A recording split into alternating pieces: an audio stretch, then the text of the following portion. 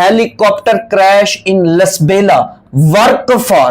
तो ये लसबेला में जो हेलीकॉप्टर क्रैश हुआ था तो ये क्या कर रहा था?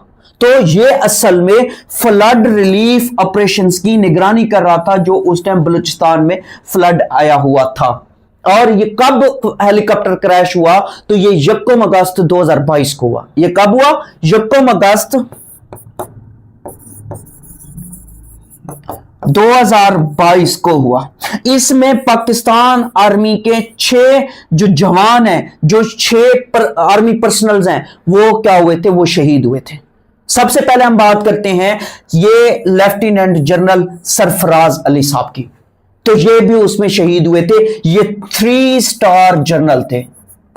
ये 3 स्टार जनरल थे और इनका नाम याद रखिएगा, लेफ्टिनेंट जनरल सरफराज अली।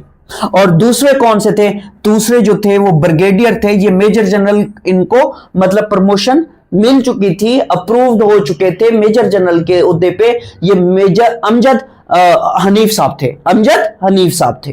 तो ब्रिगेडियर अमजद हनीफ साहब, फिर ब्रिगेडियर मोहम्मद खालिद साहब, और इसी तरीके से मेजर सईद अहमद, मेजर मोहम्मद तला मनान और नायक मुदस्सिर फयाज। ये 6 पाकिस्तान आर्मी के जवान जो है वो इस हेलीकॉप्टर क्रैश के नतीजे में शहीद हो गए थे। तो इनमें याद रखिएगा, एक 3 स्टार जनरल था, एक ब्रिगेडियर, 2 ब्रिगेडियर। अब इसको ब्रिगेडियर भी कह सकते हैं, मेजर जनरल, क्योंकि ये अप्रूव तो हो चुके थे। अब इसको मेजर जनरल भी कह सकते हैं। और एक ब्रिगेडियर, 2 मेजर और 1 नायक जो है वो शहीद हुए थे। और ये कब हुए? ये 1 अगस्त 2022 को हुए। और ये 6 आर्मी पर्सनल आपने लाजमी याद रखना है। और जगह का नाम भी याद रखना है। वो कौन सा है? वो है लसबेला। वो कौन सा है? वो लसबेला।